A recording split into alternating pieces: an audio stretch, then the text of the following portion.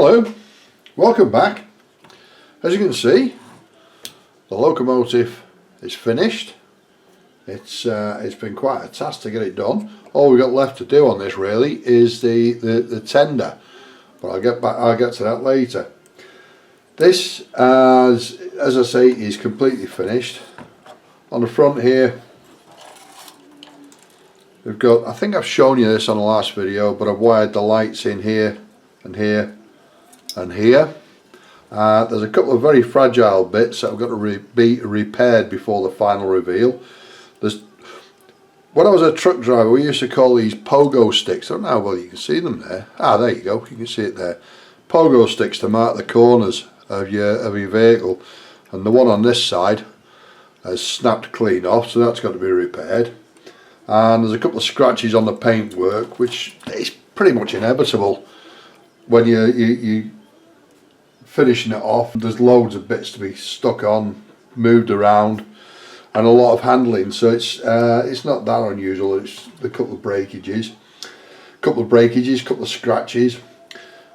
The bits that we've done, we've got the walkways on the side, the cover for, I'm sure that's a compressor, but the cover for that piece of machinery there.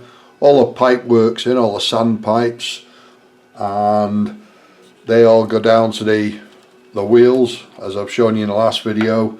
All the painting down there is done. You have to excuse my camera, it's not very good on red paintwork for some reason. It throws a wobbly, makes it a bit blurred. What else have I got on the front here? All the bits and bats, the connectors, the hoses, the steps at the front, the two baffles. I made a slight change to the instructions. The instructions give you a choice here of this step or a step that runs at an angle from there up to the bottom of the boiler. If you put this one on, then according to the instructions you don't put these two baffles on. I'm not sure what they're called. I know that they slipstream it and disrupt the airflow, if you like, smooth the airflow out.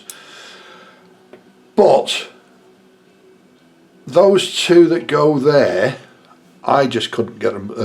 I just couldn't work out how they were going to stick on. So I'll scrap the whole idea and put this on. But I wanted these two baffles on. Putting them on without the slope there, you need to modify. Oh, where have I gone? You need to modify a couple of bits underneath. You could just see where I've engineered a piece underneath on both of those. It goes on both sides. There are no markers where to put them on the top of the boiler, where to put those supports on the top of the boiler either.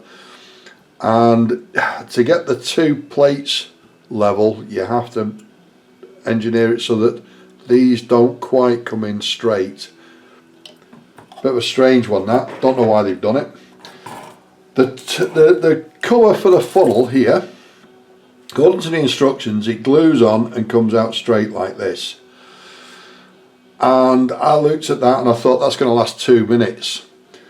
I looked at loads of videos of the real train, both now in restoration and during the war when they were working as military trains. Most of them didn't have this at all. It just wasn't there. It had been taken off. And the ones that did have it, it was glued down like that. Well, it wouldn't have been glued down, would it? It was leaning down like this. It wasn't sticking out straight at the back. It simply came down and rested on the top of the boiler. So that's the way I've decided to go. Unfortunately, it's a bit of a weird one with that. You can see the injector pin on the top of it there. I didn't fill it at the time because, to be honest, I wasn't going to put it on. So I'll fill that and then repaint it. But the underneath is shaped so that it would fit on top of the closed funnel, and it's obviously there to stop rain getting into the funnel, the weather getting into the funnel. But I would have thought that have made that at least smooth the way it would be. Hey ho, such is life. As I say, I'll fill that before I go much further. That's one side. The other side is a continuous walkway from the cab all the way to the front, and that was pretty easy to install. Now, as you know, I've changed a bit of this. I've put the lights in underneath. They look the same as the lights that come with the kit, however they're not. They're completely different. These actually light up. So I've tried to make them as close to the lights on the kit as I possibly can do. And what I used were LED beads, single bead LEDs. These things here. So you've got two wires and single bead at the top. And what I've done is, it's hard to get this close enough to the camera really. There we go. The very end of the bead, I've cut the end of it off. Then I've super glued it to the original light fitting. After I'd cut the end off the light fitting, smoothed it off, then super glued the bead onto it.